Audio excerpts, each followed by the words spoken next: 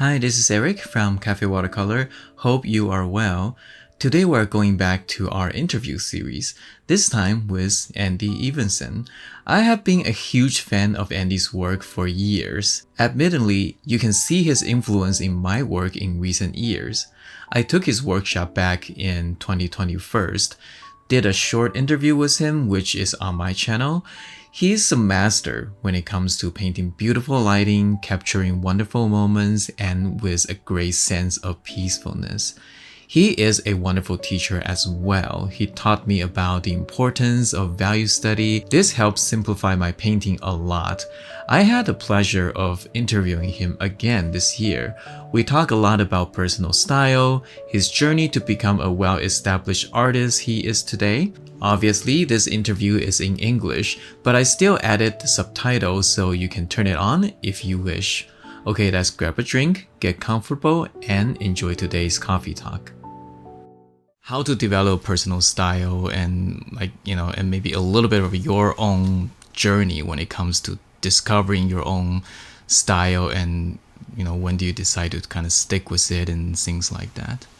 I mean, for me personally, I think one of the things that helped me was when I first took workshops. I took workshops from artists that I didn't actually really want to paint like them. No. Okay. Though they were very loose artists. Skip Lawrence was very abstract and very colorful. Eric Weigart was super loose. I wanted to be more representational in my work. I did take a workshop from Alvaro Castagnet, which was great. That was my first plein air workshop.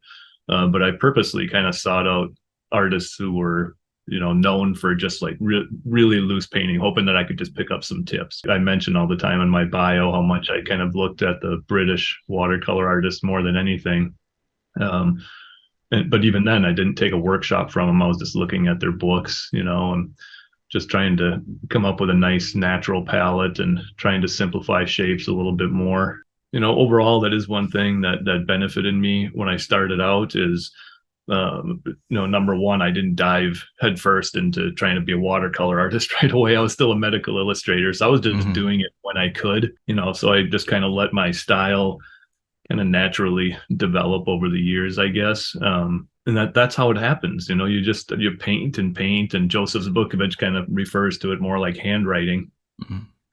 There's a lot of little marks you can kind of copy the overall style or approach of that's what you go to a workshop for. You go there to pick up tips and learn how to paint. But I do think it's important, not trying to copy that artist, everything about the palette and, the subjects that they paint and everything. So it's more along the lines of, like I said, trying to pick up some ideas for your approach, some methods and techniques. But then, I took it back and I started painting the Midwest, and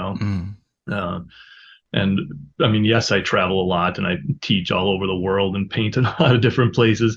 But overall, I mean, the vast majority of my paintings are done here in Minnesota and Wisconsin. And there is kind of a push right now towards a lot of kind of muted neutrals and grays in watercolor painting. Yeah. And I like, for as much, it's odd because for as much as I harp on values and value studies and stuff and doing those grayscale things, I like the colors. And I think we have 4 pretty strong, distinct seasons. I guess, long rambling answer. I didn't try to take somebody's workshop and learn how to paint like them and then bring it back and just, choose the same subjects and everything. I just kind of took little bits and pieces from the artists, but I kind of came up with my palette on my own, the colors that I use. And I think especially the subjects that I choose to paint, that's what sets it apart. So is there something that you will suggest artists who's kind of seeking their own voice per se, their own style, to kind of focus on their own surrounding and see what kind of resonate with them the most? Yeah, I mean, that's personal. I don't think there's any other way to do it. And I think most people fall into that trap when we're all anxious to sell our work. Are people going to want to buy this painting? And you're looking for more kind of cliched subjects that have been done over and over. And like you said, there's a proven formula for sales and likes on social media for those kinds of things and those kinds of paintings. And it is tempting, when you're trying to do that. and get sales and get attention and make a name for yourself. But and like I said, I fell into that trap a little bit early on, but it just didn't speak to me. Now it's a much more kind of a simple everyday kind of a scene, and it can just be something that, light hitting a window and bouncing off, or a reflection, or a little headlight peeking out from underneath the car, or just Yeah. something small like that I get excited about, and I just want to Mm-hmm. paint it and do justice to that. Mm-hmm. So you also do plein air quite a bit, am I right? Yeah, I mean, not as much as I would like to. I managed to get away a couple times every winter to someplace warm, usually to teach a Right. workshop. Um, and that helps. They're not always plein air workshops, but when I teach Mm-hmm. in Mexico, we went outside and painted, and so I can kind of knock the rust off a little bit there. And it was a pretty decent day, but it was just windy as all get out, in spring here in the plains, because it's flat. It's awfully tough to find good days to get out in plein air paint where Mm, it's not just frustrating. right. But I do it as much as I can, and I know not enough to get to be an expert at it, unfortunately, but I wish I could Mm-hmm. get out more. Even though I'm painting in the studio a lot, it's I don't change my method. Mm-hmm. I'm still trying to paint like I'm on location, pretty quickly, keep the shape simple, get that feeling of the light and stuff. So, and oddly, I usually paint faster in the studio than when I'm plein air painting, because you see more and you notice more when you're out Mm-hmm. there. I Yeah. have an easier time of simplifying for some reason when I'm in the studio. Yeah, you're pretty much a master at it. Like I learned so much from you. So would you say like doing some plein air is an important factor in terms of like kind of finding your own personal style? It's really huge for Joseph. When I talk to him, he always say that Mother Nature is the best teacher, and yeah, if you just follow one teacher, then that you stuck with it. So plein air to him is such a huge part of his work. Would you say it's the similar thing for you? Or? It definitely made a big difference. When I first started to paint, I was in the studio all the time, painting from photos. Mm-hmm. And the colors that I was using were just so garish and saturated and not natural. And I mentioned before about those British watercolor artists I Right. admire so much, and their palette is very kind of neutral too, but not all gray. They still have color, but you could tell, most of those guys that I follow paint outside religiously, Mm-hmm. and that's why they had those beautiful colors. They were able to observe directly from nature and not relying on what happens from photographs. So yeah, Mm-hmm. it was really important for me to get outside, and paint from life, and it's just fun, when Yeah. you live in a place where you're literally inside like for months on end, and Mm-hmm. cabin fever. You get a nice day, it feels great to be out on location painting. So Are you still doing medical illustration right now, or? no, no, I stopped doing that a while ago. Yeah, so I kind of feel like you overlap from doing more, kind of illustration work, doing watercolor on the side, and kind of slowly now you're doing more watercolor, which I think is great, for all of us as well. And like, do you think this is kind of why that you're not so kind of anxious and trying really hard to just make your work marketable and stuff, kind of give you some time to figure out what is it you want to do? Yeah, it was really good for me that I was able to just kind of take my time and get into it, and then slowly start teaching, and even teaching. I mean, I look back at, I don't even remember what I was teaching when I first started to. I'm sure they were just terrible workshops. Yeah, I do my first demo for the store credit to get free paint. So, back in the Daniel Smith still have a store here. They offer some like workshop, and just are you interested to do demo? We cannot pay, but we can pay you store credit. So I'm in. I'll give free paints. I did a horrible job, but I guess a lot of free paint, so like I'm really Yeah, happy yeah. about Why that. not? Why not?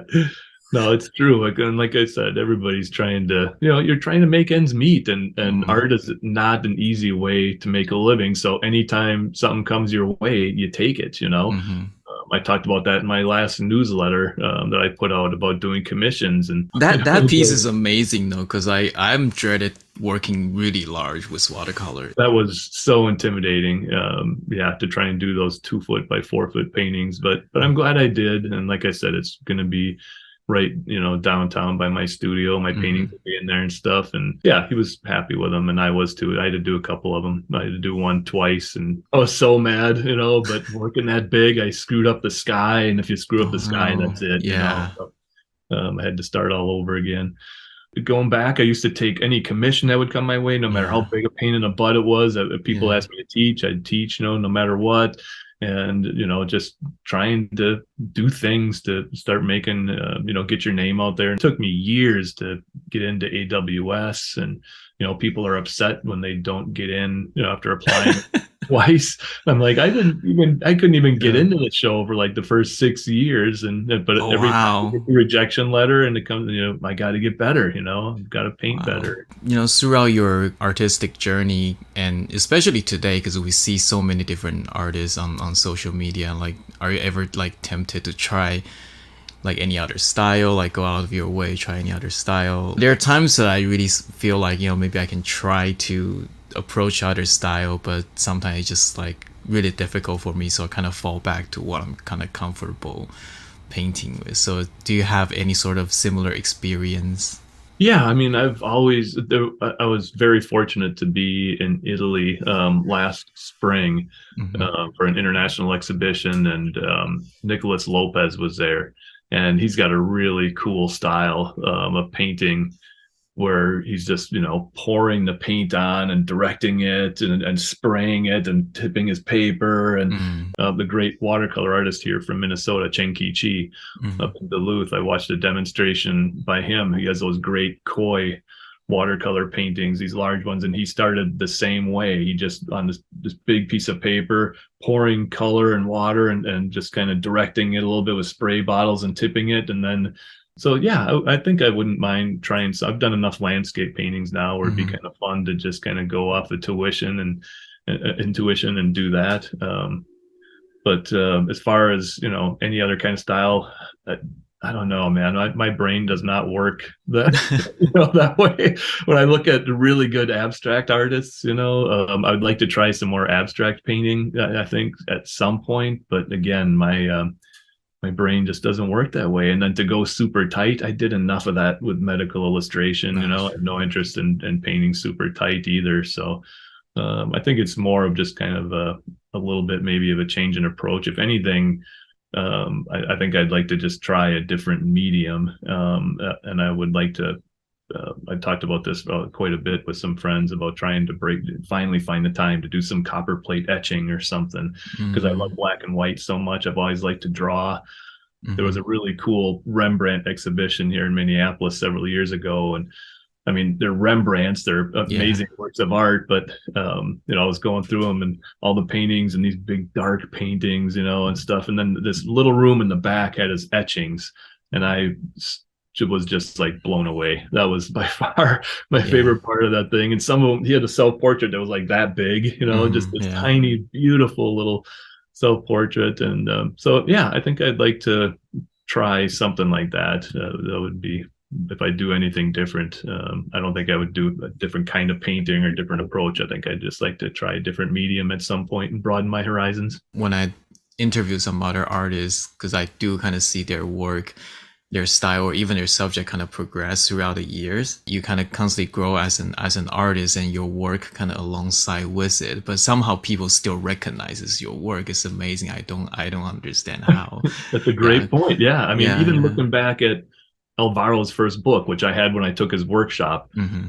and the paintings in there were amazing, but they weren't anywhere. Most of them, some of them were as loose as he paints now, but he continued to get looser, and Mm-hmm. most people, I think that's what happens. Nobody, or very rarely does somebody start to paint and they're really loose. That comes with a lot of years, a lot of practice, a real comfort level with your materials, so you're not thinking about all these little mechanical issues that are so problematic with watercolor, and you can just kind of focus on what's happening on the paper a little bit more. But once you get a handle on all that stuff and you can just paint, I think that's when your true voice kind of starts coming out in your style. And that's what happened to me.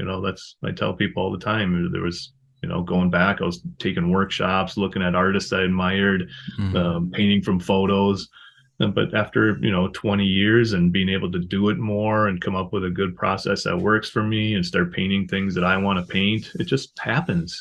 Your style develops. Because I think what happened, I think including me, like when I first saw you, you're already kind of established, so like your style is kind of distinct already. But the years before, like the exploration and stuff, that not many people see that. So I think people just kind of take, well, oh yeah, this works, so let me just try to take that and incorporate into my work, and kind of skip all the years of kind of exploration and struggle. And social media is a blessing and a curse. You're exposed to so many different types of art and other artists that you can follow and learn from and get ideas from, and it's a big wonderful community. And the curse is there's just too easy to find someone and copy their stuff and go back and scroll through their feed and find thousands of paintings. And unfortunately you see people even just like ripping off almost the exact painting and signing it as their own, and it's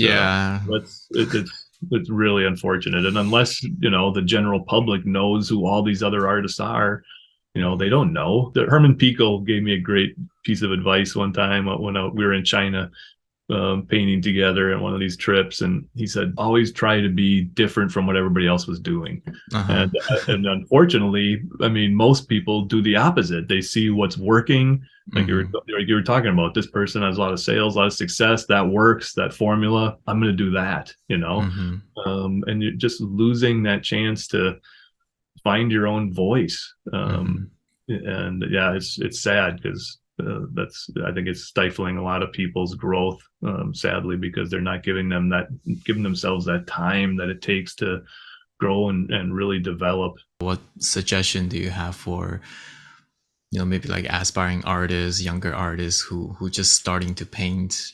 Like what advice do you have for them so they don't kind of stuck with like a specific way of painting or style? Like I said, I took workshops from about 5 or 6 really different kinds of artists, not necessarily, like I said, people that I wanted to paint like, just to be exposed to different ideas, different techniques. I think that was really important for me when I started out, because like I said, I don't know if a lot of people do that. They see, someone they want to paint like them and take from them, and they pick up all those tips, and then they never give themselves a chance to grow. I would suggest people to do that. Find out, search out some people that maybe don't necessarily paint the way you want to paint and take a workshop from them. You never know what's going to happen. And I do always say, it's okay to be influenced by somebody. We all have our favorite artists and you want to paint like them. And I mean, I cut my left hand off, I could paint like Sargent.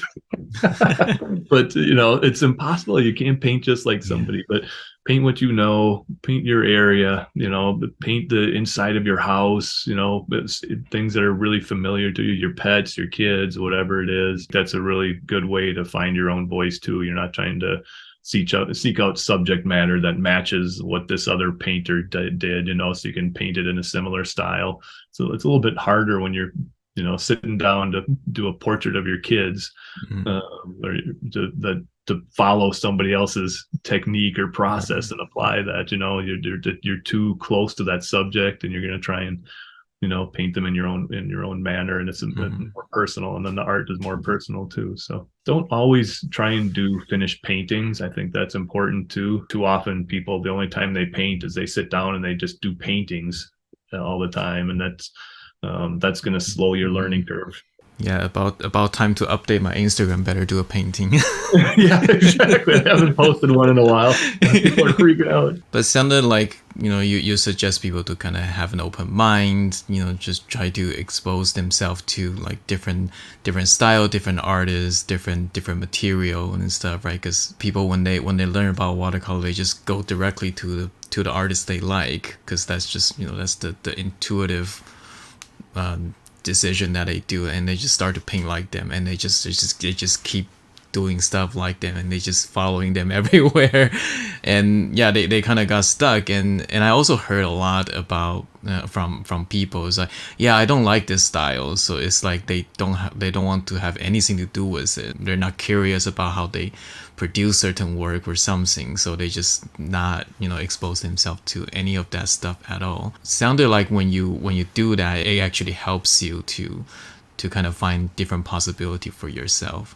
Yeah, definitely. Even, going to museums or going to Mm-hmm. the larger exhibitions. I've been very fortunate over the last few years to have been asked to serve as a juror for, almost every one of the big Mm, exhibitions yeah. that are out there right now. And it's just so fun for me to be exposed to all those different ideas that people have, and the creativity and how they use watercolor. And I mean, it makes me feel like a fraud sometimes. I tell people that when it comes time to giving out the top awards, I'm usually giving them to paintings where I'm like, I wish I knew how to paint like that, or you know what I mean? Mm, Or I'm mm-hmm. so impressed by that style or whatever. It's obviously confident. It's got all the other, benchmarks that it takes to be in the show. But then some of those where I think, I couldn't paint that way, or I Mm. couldn't do that. That's so impressive. So speaking on the subject of being a jury, so you've been a jury like many times. So like you actually pick out the painting that that's different from your usual style. So before I assumed that, oh, okay, yeah, well, you paint very loose, so you probably pick out somebody who's painting loose as well. But yeah, and I remember you pick out a work that it's very realistic, but it's a chair with father's like Oh, suit and tie on that, and you share that. Well, it's like that doesn't look like a style that you will like, at all. But I get the story, I get the feeling that it's really, really well done. The idea is great, So yeah, so that's it's what impresses me. Yeah, when I can yeah, see and think about Joseph if he was judging a show, and how many people like to paint their Alvaro, and they see people, putting in paintings that are kind of like theirs. yeah. Alvaro will be I don't want to see a bunch of this one got red. Yeah, this one yeah. got red. This in. Yeah, I mean, I'm really impressed with loose landscapes, and I wish you saw more of them in exhibitions. I'll go on my soapbox a little bit. I think a Mhm, lot of the big exhibitions are way too dominated by hyper realism and mhm, portraits, over and over and over again, and there's not enough loose paintings in there. But mhm, yeah, I've given out top awards to really tight paintings, more kind of abstract paintings. Just like I said, they're obviously very well done, and a lot of times these artists, when you're jurying, they submit multiple paintings, and so I can see, this wasn't just a lucky knockoff, or they right. or they did this one weird painting or something. You can see they kind of have a style developed. And I think that that's an important thing too. If you're going to submit multiple paintings to a show, at least personally for me, when I see one artist, and a lot of times you don't see their name, but they have like an ID. They don't want you to know who the artist is, but Mhm, they assign each artist an ID to make sure you're not putting multiple paintings from one artist in the show. So mhm, I know it's the same artist, but if they're like three completely different kinds of paintings or so, mhm, it's almost like this person took a workshop and then a different work, you know what I mean? Like they haven't developed a style, but if they have three paintings and they're all, obviously this person has been painting a long time, long enough to develop a style, and they've kind of got this theme and this way of working. I think that's important too. So don't try and impress a juror by being really varied. I think it's mhm. more important to show that you've worked at it long enough that you have a good style that's representative. Great, great suggestion. Okay, so lastly, yeah, it's a little bit more selfish on my end, but since I have you here, like yeah, you probably still see some of my painting from time to time. Like, do you have like suggestions for me or something, I wouldn't or just presume. roast my work? No, you're a good painter. You've been Oh, painting thank you so much. long enough. Yeah, you don't need my version of a critique, especially not for your fans. That's nice that you come to me and that you're humble enough to do that. I appreciate that. But Yeah. no, you just keep doing what you're doing. You're on a Mm-hmm. good path, Eric. You've got a Yeah. good Thank style you so much. and a good Yeah. approach to the whole thing. You're, like I said, you're humble, and you're eager to learn, and you work hard, and that's what it takes. All right.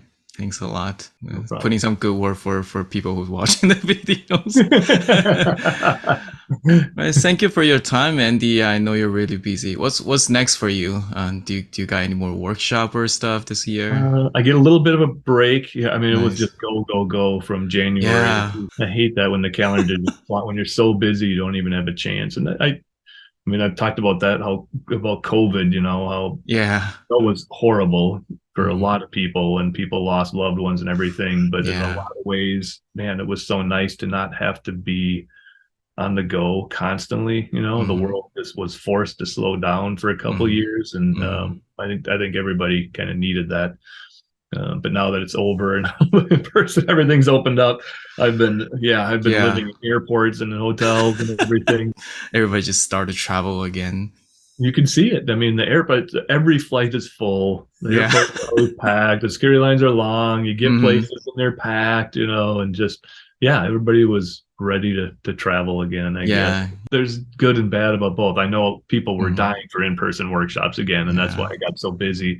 A lot Yeah. of people, but again, I've also heard the flip side where people are like, "This is great. I don't have to fly. I don't have to get a Yeah. hotel room. I don't have to pay. I can sit at home with all my stuff here and Yeah. take a workshop and without all that added expense." So Hmm.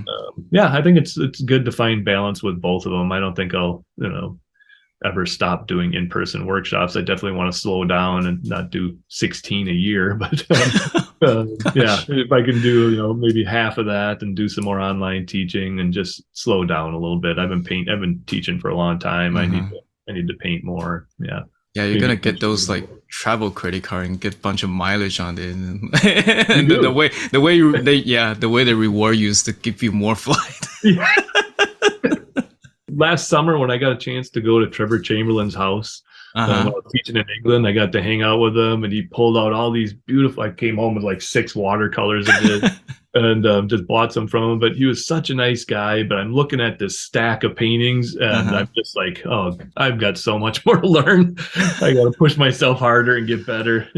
That's good though. I would be Mm-hmm. bored with then I would definitely be Yeah. looking for something else to do. Then I would, if I just figured it all out and it wasn't a challenge anymore. Mm-hmm.